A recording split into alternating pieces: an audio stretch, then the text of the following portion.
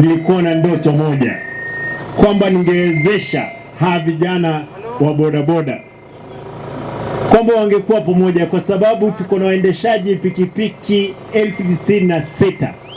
Mimi nikasema kwamba ningechukua 50,000 na waweke pamoja. Kwa siku walikuwa wakusanya shilingi 100 kwa siku 5, kwa hivyo ni siku 20 kwa mwezi.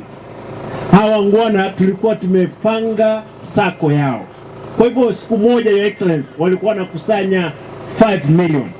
For 20 days walikuwa wakusanye shilingi milioni 100. Walikuwa wafanya kazi kwa miezi 10, walikuwa wakusanye 1 billion. Tulipomaliza hapo, baada ya sisi launch, hawa wangwana waliua one of their own kupata kwamba waliwapasa kuharibu. Mimi nimekuwa katika mstari wa mbele kuhakikisha kwamba watu wetu wamepata ajira kidogo, lakini ile vita nimepigwa hapa ni kubwa. Wachana na huyo, ni ovyo. Mimi nataka kusema, kwa sababu wale ambao wanataka kutumika hapa ni watu wa vyombo vya madola ambao kazi yao ni kuhakikisha kwamba wamefanya ama wamelamesha Kisii kurudi nyuma. Tumesema, na mimi nimesema, nitakufa nikiwa nimesimama, hali ila kwamba nisiishi katika nimepiga magoti. Lakini mimi nataka kusema kama gavana wenu, vile nilisema juzi, siwezi angalia nyuma, nitaangalia mbele. Wacha niwaambie, saa hizi tuko katika mwezi wa pili, hatujalipa mshahara kwa sababu wamekwenda katika COB, wamepeleka vitina kule. Basari ya watoto ambao tulikuwa tunapeana, watoto hawajalipiwa basari mpaka leo hii. Mimi nataka niulize, kama indeed they respect devolution, why should they do this, my people? Democracy demands kwamba mimi ningekuwa mwana ODM na wao wangekuwa UDA, na sisi lazima nchi iende mbele. Lakini nasema, watu wangu, msife moyo, kaza kamba hapa mbele. Hata kama wanaona kwamba tuko wachache, tutatoboa. Mtarudi nyuma kweli? Mimi nimeuza mboga, nimetoka katika kuuza mboga, sijaandikwa na mtu. Wananchi ndio wameniandika kama kansela, nikaandikwa kama mbunge, na mnaipa kazi ya ugavana.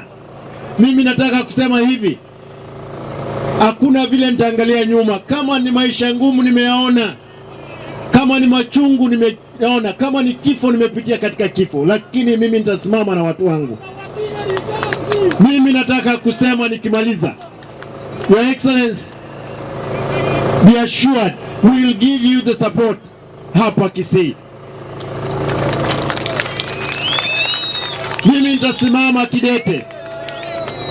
Wacha niseme hivi, mimi unajua, hata nikiwa gavana na shtuka, Mungu umenibariki kiasi hii, kwa sababu mimi nilikuwa nauza mboga. Hakuna soko Nairobi mimi sijui. Marikiti, Retail, Ngara, Kikomba, Wangige, Toi, Kawangware, hizo ni soko ambazo mimi nimekwenda. Lakini mimi nataka niseme hivi, msife moyo, msife moyo. Nikisema we are the people, say we are the people, we are the people, we are the people. Hiyo lazima tutasimama. Eti kwamba watakuja kwangu, watatafuta nini, bunduki walete kwangu. Mimi nasema sina haja. Wewe, watu wako hapa, tuko na habari kamili ya ile kitu wanapanga kila siku. Mimi nataka niseme kwamba najua kwamba wale NIS mko hapa, waambie vizuri, mimi nimepigiwa kura na hao watu.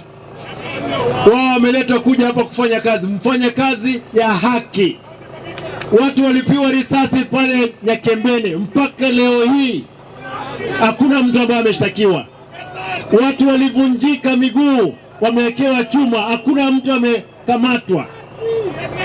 Mimi nataka kusema, watu wangu, hakuna mwingine atawaokoa, lazima tujiokoe sisi wenyewe. Mimi nataka nimalizie hapo nikiwaomba nione tu kwa mkono ni wangapi watasimama pamoja na sisi katika vita hizi ambazo tuko nazo.